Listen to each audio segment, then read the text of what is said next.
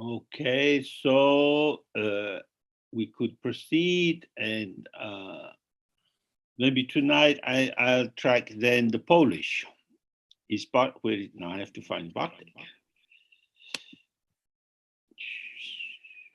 Ah, there he is.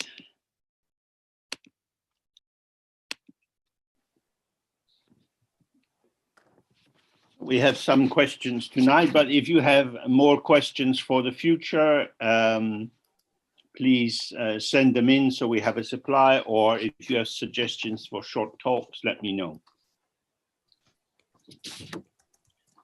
Okay, so the first question is that there is often an instruction, observe your own mind and find out how it is. And the question, is this open sitting practice the same as or different from Guru Yoga? So the sub question is, in Guru Yoga, do we analyze or not? Because if we say find out how your mind is, that might indicate a kind of analysis. The problem, of course, is that as soon as we start to look for something, we start to highlight the qualities that we imagine will belong to what we're looking for. We want to see how the mind is. The mind will reveal itself. There is a double edge to this, because we know when we study the view that the mind is empty and full. It has these two aspects of primordial purity and immediate presence. Immediate presence means that whatever is occurring, it's always all together and at just now. The mind shows itself by not showing itself. This is not a trick. The prime example we have for trying to indicate this is, again, the mirror. The mirror shows itself by showing what it isn't. It shows reflections. The mirror is not made out of reflections, but the reflections show the clarity of the mirror. And this clarity is able to operate because the mind doesn't have any fixed content. Or the mirror doesn't have any fixed content. In the same way, our mind has no fixed content. We have many different feelings, memories, reflections, plans, but none of these define our mind. They might indicate a certain pattern of our personality or our sense of self at this particular time. So I might feel sad. So I can say, I am sad. Maybe thinking about the past, difficulties that were once there. It is as if this sadness is completely filling me.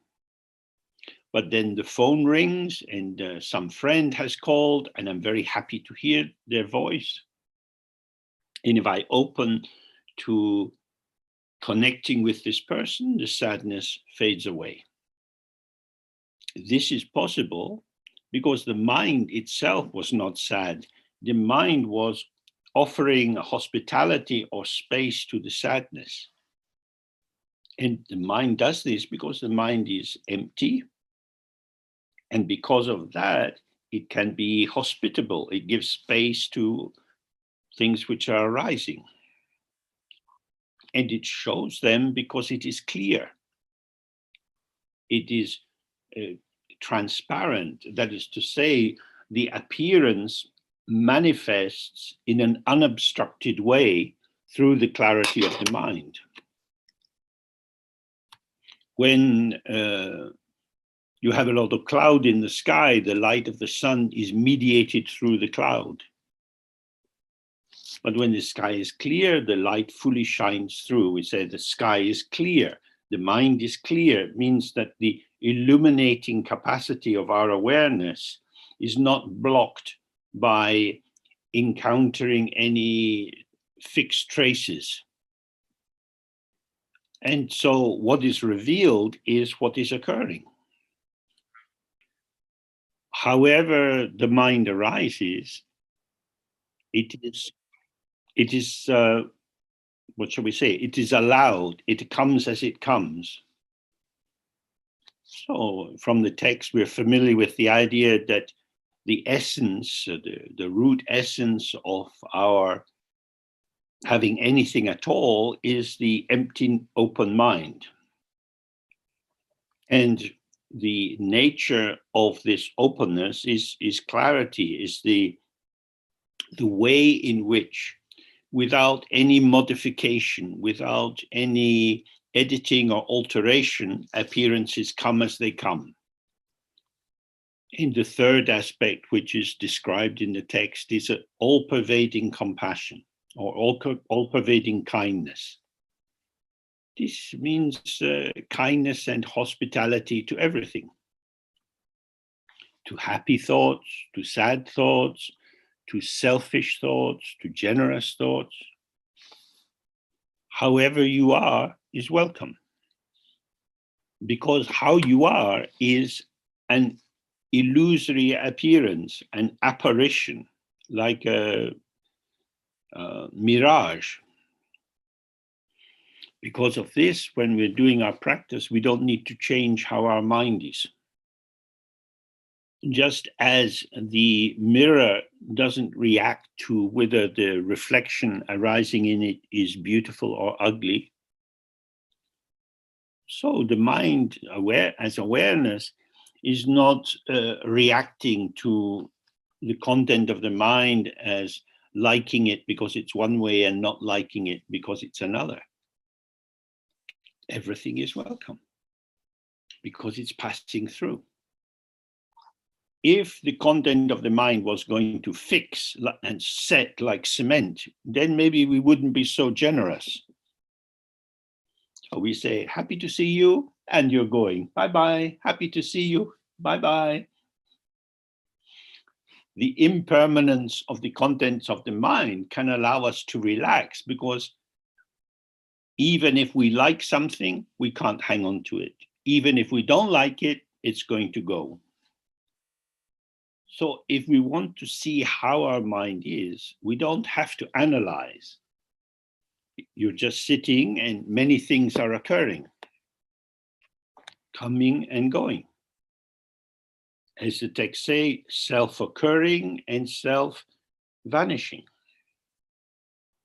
Unless we're maybe sitting and trying to solve a problem, most of the time our thoughts just arise and then go. We don't intentionally make them arise, and they just go by themselves.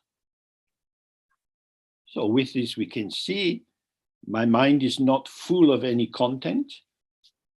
And the content which is arising is ungraspable because it's already going. Because I can't catch the content, I can just see it. And I can see it with an even attention. Nothing which occurs has advantage or disadvantage. Now, this is the view of awareness. This is not how our ego sees it. The ego is full of bias. We like some things more than others. The ego gets involved with hopes and fears. So whenever we find that we are tumbling around in this movement of thoughts, we simply relax on the out-breath. Or if we have more experience, we can stay in the complexity of attachment, not observing, but being aware that each moment of this complexity and seeming involvement is itself vanishing. So this is the middle way. appearances occur or experience occurs, but it doesn't establish anything. Appearances are the appearance of emptiness, because the essence is empty. So simply by sitting again and again and letting your own mind show you its ceaseless capacity to show more and more and more, you see your mind is not like your wallet. When you take some money out of your wallet, you have less money in the wallet. Eventually the wallet is empty. But the mind doesn't get empty. It is empty in its fullness. It is full in its emptiness. So for the ego, there is a strong polarity between something and nothing. If it's one, then it's not the other. If you've got something, some money in your wallet, then it's not empty. But the non-duality of something and nothing means that although many experiences arise, nothing truly existent has occurred. So the reason for explaining this point again and again is, if you have at least an intellectual clarity, then when you're sitting in the practice, instead of analyzing and trying to make sense of it, you just try to see with the view of which is the lineage transmission. So the next question is, have you ever witnessed a miracle? If so, please tell us about it. I have never experienced a miracle like someone walking on water or bringing the dead back to life.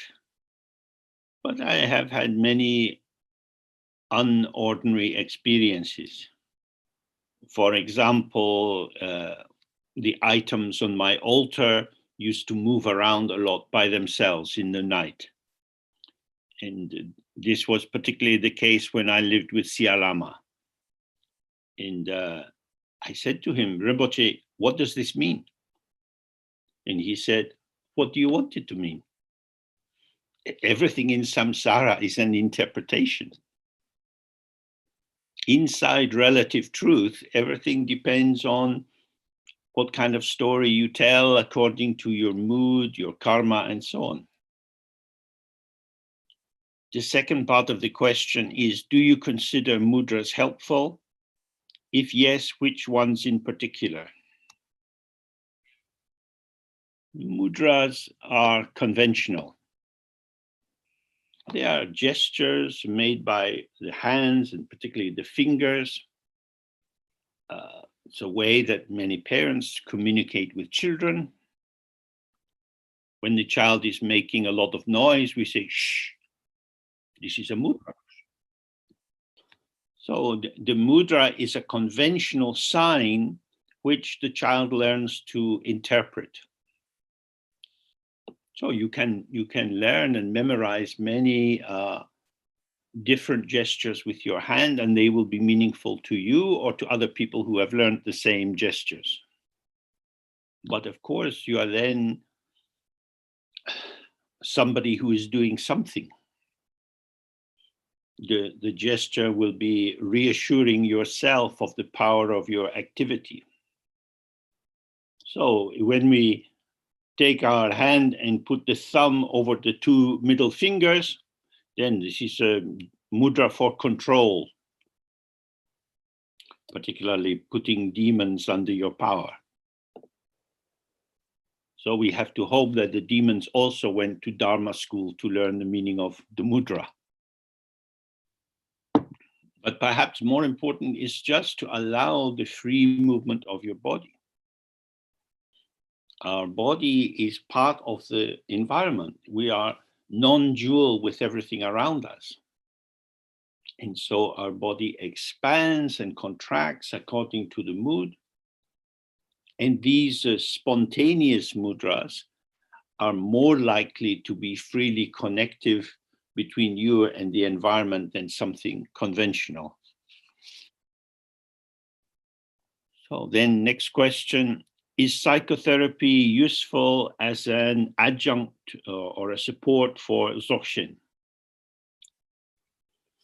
Perhaps the most useful aspect of psychotherapy in relation to meditation is that it should help you to see your own belief system.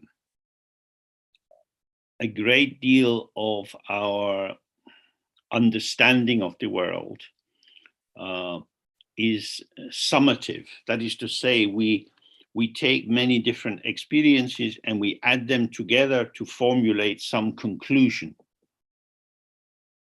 So you might believe, my father was always very busy. He wasn't really interested in me.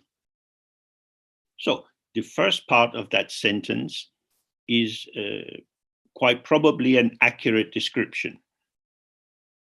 The father was busy doing many different things. The second part of the sentence is an interpretation or a conclusion. He wasn't interested in me. So that may be the emotional or the affectively driven conclusion that the young person came to. For example, when I was young, my father used to have to go to work also on Saturday morning. And I wanted him to do something with me. And he would say, well, money doesn't grow on trees. I have to go to work to get the money to buy you the football that you would like to kick with me. Because I'm at work, I can't kick the football with you, but you have a football to kick because I'm at work. So then we might later be able to see, oh, Dad was quite interested in me. That's why he wanted to get me the football. But the child, in their sadness at not being able to play with their dad, can elaborate a false conclusion. So these kind of beliefs develop very easily, and most people seem to carry them about being unloved or treated harshly or badly. So that a traumatic situation, which maybe doesn't last very long, becomes definitive of the truth of my childhood. So by talking about childhood and looking at it from different points of view, maybe doing some drawings about it, doing some dramatic enactment, we start to see that there were many, many factors in operation. But I joined the dots and made my own particular intense interpretation. Oh, in Dharma, we're always thinking about cause and effect, that all compounded things arise from causes. And very often our intense belief is putting too much importance into one causal factor, when in fact many other causal factors were operating. So then the next part of this question is how to introduce children to the Dzogchen view, what topics at what ages. This is really quite an important area, because the transmission of the Dharma in families to the next generation is often not very smooth or successful. So I personally think that with the very small children, the 5 elements is a good place to begin. So small children usually like to bang things together and make a noise. And they have the tension of the muscles and the noise and the excitement. And this kind of gesture, when they are in the bath, it has water splashing everywhere. But the little pieces of colored wood banged together don't splash. So we have earth and water, and then we have hot. If the radiator on the wall is hot, we say, oh, hot, hot. And this is always a way of encouraging this sense of you are moving in a world with many different aspects, and you will have to move in a different way with different phenomena. So with small children, they start exploring how to go down the stairs. Sometimes they sit on a stair and bump down onto the next one, going from their bum to the next to the next. And sometimes children turn around and try to go down backwards. And sometimes going down head first, bumping and rolling. These are very important because once you can stand up and go down step by step, you usually don't bump down the stairs unless you're drunk.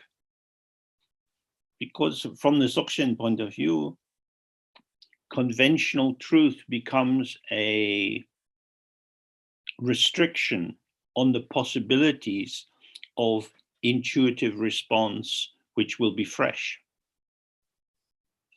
Then there are also many different kinds of children's stories. So I just had this new book that I did with my colleague Amanda Libos called Proud Little Cloud. And the book is full of Buddhist images and ideas without it being presented in a teaching kind of way. It's just, here is the open sky.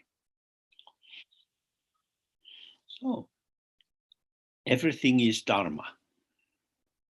Cooking is Dharma. Oh, with children at various stages, you can let them eat the raw ingredients of a cake and then eat the cake after it's cooked. So in this way, you can highlight cause and effect.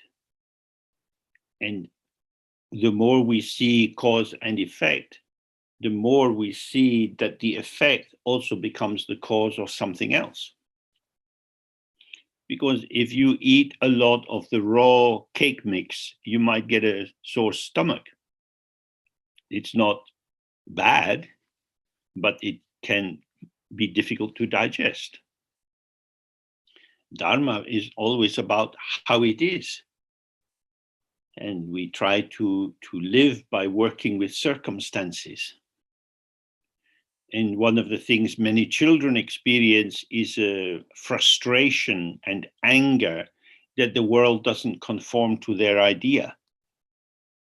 And then the parent has to say again and again, but look, sweetie, just look at what is in front of you.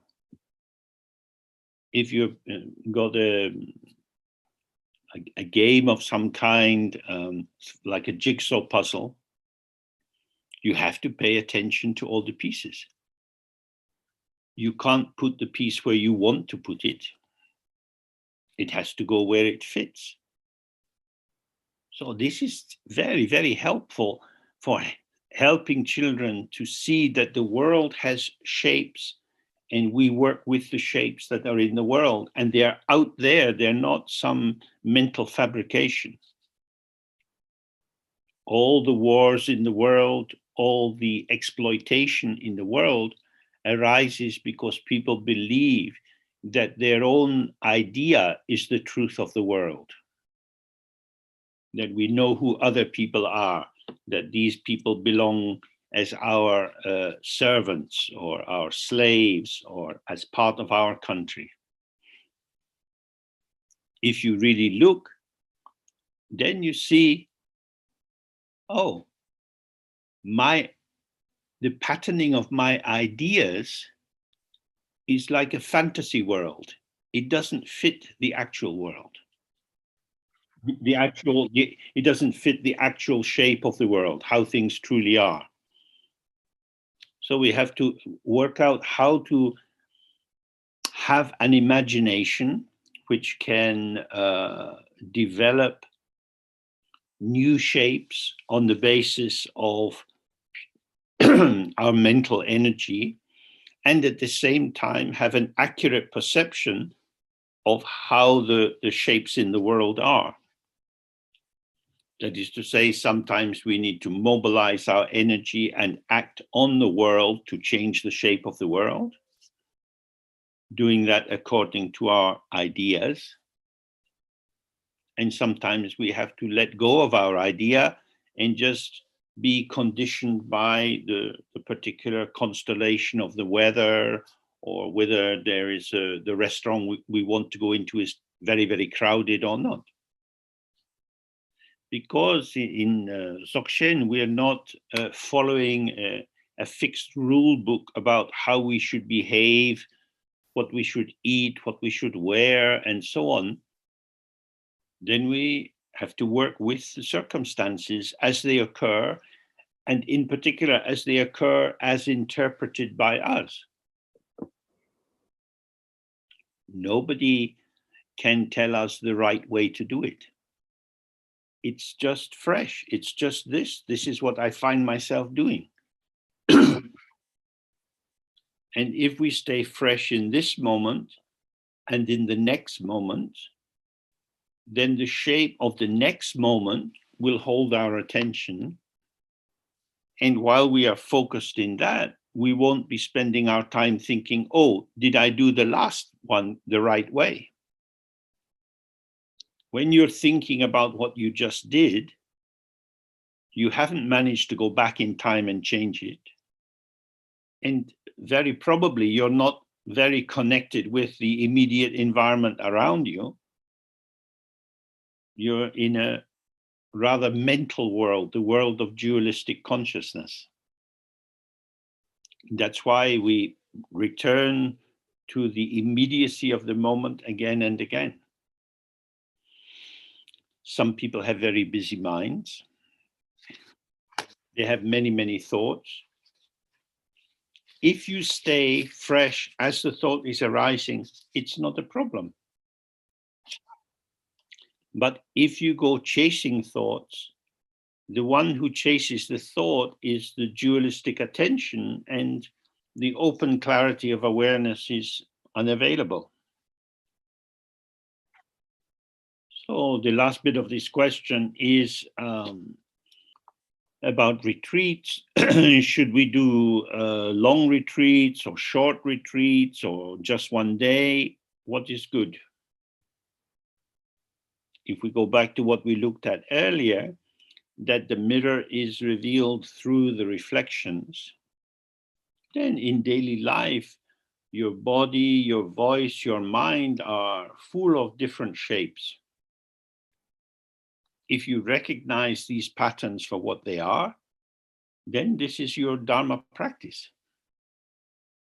The panoramic openness of awareness allows your body, as you talk and walk, to be inseparable from the environment in which you are walking and talking. So, by staying present, daily life is nothing more than the revelation of the potential of experience inseparable from the ground. But of course, in order for this to work, you have to taste the unborn openness of your mind. And it may well be that for you, being in retreat, longer retreat is a good thing. We each have our own karma. The complexity of how we are moment by moment is individual.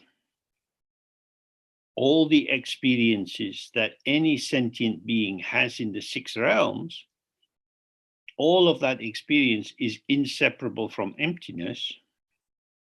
But in terms of its manifestation, how it arises and what that brings up in the next moment, that is unique to you as you are. Say, for example, you were in a car crash and you developed amnesia. You might repeatedly say to people, "Who am I? Who am I?" And they could tell you your name. They found it written in your identity card in your pocket. So it's quite helpful for people to try to help you come back into the body of your memory so that you can inhabit your conventional identity. But if you say, how am I? The other person has to say, I don't know. In English, when we meet someone else, we often greet them, how do you do? I might look at the other person and have some sense of how they look to me. And if I knew the person very well, I might say, oh, you look terrible. But they then might reply, oh, but I feel fine. How you are is very intimate and very personal. It is beyond objectification. So it means staying close to yourself, being present with yourself, being present as yourself. So when we say from primordial purity, the field, the whole arises as instant presence, this is the revelation of how you are with this environment. So we have to find out for ourselves. If you employ a technique, it will make something artificial. So we simply have to be with ourselves, not telling ourselves how we are, but allowing how we are to show itself. And the next question. Our everyday experience is of a body walking in space. Is this more accurately the space in the mind? So we are not in space, but space is in the mind. So this question points to the difficulty of language. Language functions to allow us to develop very fine differentiations between different kinds of experience. But when we use the word space, it can indicate that there is some such thing as space. But space is not a thing. And is the body in the mind? Is the mind in the body? It has to be one or the other. These questions can seem very meaningful, but we have to be very careful because the logic embedded in them is a dualistic logic that sets this against that. So, do we have a body? Sometimes. Maybe your body feels heavy or a bit sick, or your foot is sore. So, the arising of sensation seems to deliver your body to you. A lot of the time, we're not aware of our feet. The feet are born into the realm of experience when they get cold or hot or wet. Another way of saying this is what we experience is experience. I don't experience my feet, but rather my feet as an experience. My feet are revealed to me through the way that I experience them. So, if we go back to the question, our everyday experience of a body walking in space. This doesn't sound like my everyday experience. I'm walking in the street. Space is invisible to me. If somebody walks close to me and I have to suddenly move out of the way, then space becomes an experience because there is a contraction of space between us. Experience arises as experience. So Something is occurring. What is it? Let me tell you. The story I tell you about this something which is occurring is the process by which I create my version of the something. We have to be very, very clear that our view is the middle way. We are not concerned with really existing objects out there, because the only way we can access them is through experience, through our five senses. But we're also not saying everything is simply mental. When I taste something and there's a lot of chili in it, there is an intensity of sensation in my mouth. Something is happening for me. It's not just a mental experience. The body is a mode of experience. Speech is a mode of experience. Mental activity is a mode of experience. This English word experience I'm using here in the sense of the Tibetan Nangwa. Nangwa can mean light, like in the Tibetan name for the Buddha Amitabha, they say Nangwa Tayi, limitless light. Nangwa also means what you see. So light is also what we see. Nangwa doesn't mean in that sense simply what you see with your eyes. It's also what you feel with your skin, sensation, or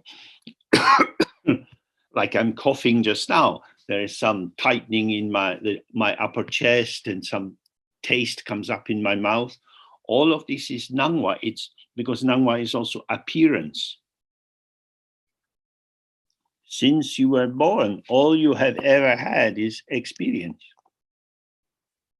If you eat an apple, you are experiencing appleness in your hand, in your gaze, in your nostrils, in your mouth, crunching, chewing, and so on. Your body is revealed to you as direct experience. If you have a pain and you go to the doctor, usually they will start by asking you about your experience. How is it for you? Is it stronger in the morning or the evening? Because you have access to this quality of proprioception, of sensitivity to subtle internal sensation. If necessary, they can send you for an X-ray or for a scan. What these interventions do is they provide something to think about. The doctor is trained to look at the X-ray and to interpret what they see. They can tell you what is wrong according to their system of interpretation.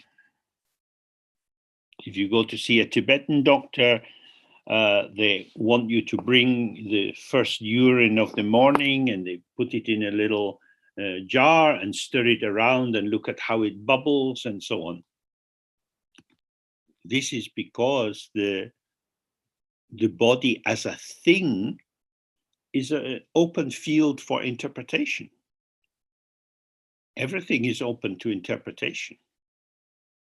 What is interpretation? It is the movement of mental experience. So regarding this, going back to the question about whether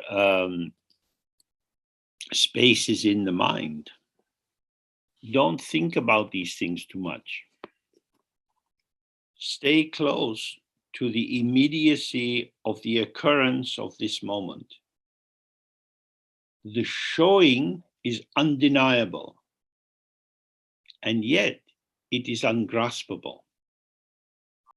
When you can have these two factors really present for you, you have a great sense of freedom. because it's ungraspable, there's no need to analyze or interpret or explain. It's just this, and we can't say. So then the next part of this is, at the moment, I conceptually understand that what I see is like a reflection in a mirror. And then the person writes, but this is still a concept. How to get direct experience of this? The quick answer to this is stop interpreting your experience. The more aware you become of how much time you spend explaining events and your life to yourself, you see how busy your mind is. Oh, in the Tibetan text, they always talk about the three times: past, present, and future. The present is a conceptual present. So if I want to know the time, I look at my watch. And because we're doing question and answer, I know, oh, it must be Wednesday. So this is a conceptual present. But we also have the immediacy of just this. This is time outside time, or true time. So in the Tibetan language, they have many terms that say primordial, or from the very beginning, or the original. This is not referring to long, long ago. It means this moment before you tell this moment what it is.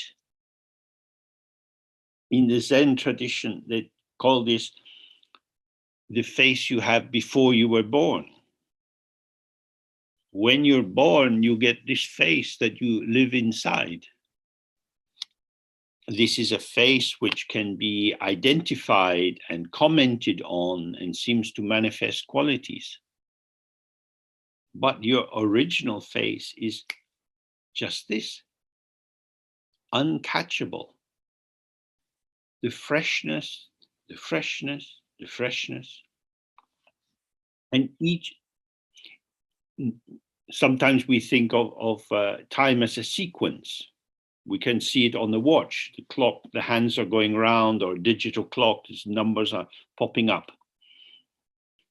But if we're counting 1, 2, 3, 4, we're not in the moment, we're in the concept.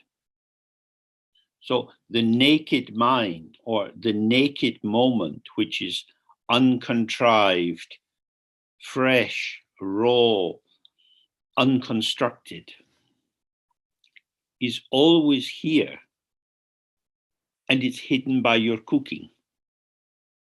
The dualistic mind, or the dualizing aspect of our mental activity, is constructive. It is interpretive. It sucks in other ideas and concepts to create a story. This moment itself, there's nothing to say about it. What you can talk about is your conceptualization of the experience. That's why the advice is usually, if you have some meditation experiences, don't talk about them with other people. Because the freshness of something unusual occurring will get mixed in with your habitual ways of talking and thinking. So the founding Buddha of the lineage is Samantabhadra. He's dark blue in color. It's like almost like a dark night. Means when it's very dark, you can't see clearly. It's more difficult to identify things or specific appearances. In the dark, everything is undifferentiated. And he is naked. He doesn't have earrings or necklaces or clothes. In the same way, this moment, this fresh moment, is always naked. There's nothing wrong with earrings. The form of this particular moment can be illuminated by clothes. Clothes can make the shape of someone's body somehow more visible, or they can cover it up.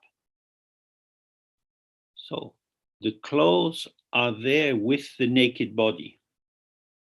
You are naked under your clothes. Your clothes hide or disguise your nakedness, but it doesn't remove the nakedness. So this is how to see your own face directly. The thoughts, feelings, associations, and so on are not a problem. They are not something to be removed. The truly naked is invisible. This is kada, primordial purity, emptiness, nothing, nothing, nothing. But it is inseparable from this effortlessly arising or instant presence or all at onceness, which is our experience. So this is at the heart of the Dzogchen understanding. You don't have to control your mind or your thoughts or your sensations. They are the energy of the naked. The naked shows itself in this clothing. The naked empty mirror shows itself in the reflection. So sometimes when you have an intense experience like anger or irritation or shame, the power of its emergence gives a sense of something dynamic, something is happening. There's something kind of energized and fresh in that. Just simply stay open and it's gone. Don't think about it. Don't try to change it. There's nothing wrong with it. It is simply an example of the infinite potential of the creativity of the empty mind. When you see the emptiness of the clothing, the nakedness of the body is there. The two are inseparable. It is already present, but it's not something you can get. So as the texts always say, don't tilt forward trying to grasp something. Remain settled, peaceful, open, and the clarity of non-duality will show itself. So that brings us to the end for this evening. Thank you to our translators. Thank you to everyone for coming, and to Pedro for keeping the whole Zoom system running. So we will find some more questions, hopefully arriving, unless everybody is now completely satisfied. And we have a weekend coming soon when we look at this wonderful short text from Rigzin Godem. So now it's time to say goodbye. Hopefully this year, some of us will actually meet face to face. So have a good evening and bye for now. Bye-bye. Bye-bye, James. Bye-bye. Bye, James. Bye.